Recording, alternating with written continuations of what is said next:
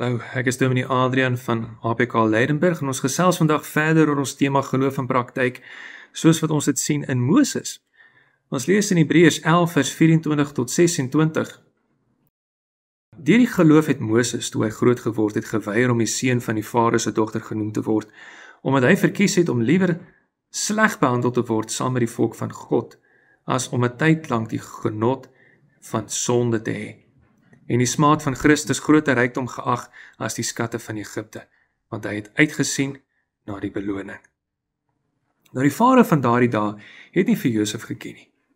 Hy het gedink dat die Israeliete 'n bedreiging vir hulle nasionale sekuriteit was en daarom het die Farao hulle slawe gemaak om hulle harde arbeid te laat doen en hy het op verskillende maniere probeer om die seentjies wat gebore word onder die Israeliete dood te maak. Nou Moses se ouers het hom vir 3 maande weggesteek en sy ma het uiteindelik vir Moses in 'n mandjie gesit en hom in die Nylrivier gesit en so het Moses by die Farao se dogter uitgekom en sy het hom jammer gekry en aangeneem. Moses het in die paleis groot geword as een van die prinse van Egipte.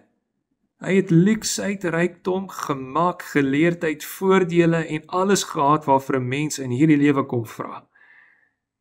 Die Egiptenaars het egter nie vir God geken of gedien nie. En dis nog 'n probleem, nie waar nie?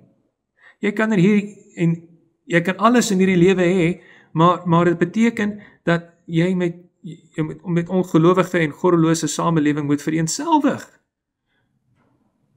Wat om te doen? Wat om te doen? Daar is mense wat vandag die wêreld so lief het, dat hulle nie die keuse vir God wil waag nie. Moses het geweet dat hy Hebreër was. Moses het geweet wie Yahweh Elohim was. En die God van Abraham, Isak en Jakob. En hy het geweet dat God se belofte van verlossing, alhoewel hy nie vir die werk en persoon van Jesus geken het nie, waar is en dat dit gaan kom.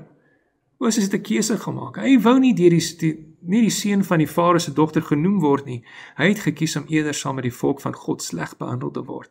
Hy wou nie die genot van sonde hê nie, maar het geglo dat die vervolging en smaad wat eendag ook oor Christus sou kom, meer werd is as al die skatte van Egipte. Moses het geweet dat daar iets beters wag as al die skatte en die rykdom van Egipte. Want God is getrou en hy het op hom vertrou en in geloof teenoor God gereageer. Ek wonder hoeveel van ons dieselfde keuse sou gemaak het. Dit is maklik om te sê dat ons vir God sal kies en as ons nie die rykdom van Egipte het nie. Dit is 'n ander saak om God te kies as dit beteken dat jy die rykdom en die sonde en die gemak en alles wat lekker is, moet agterlaat. Jesus het nie sonder rede gesê dit is makliker vir 'n kameel om deur die oog van 'n naald te gaan nie.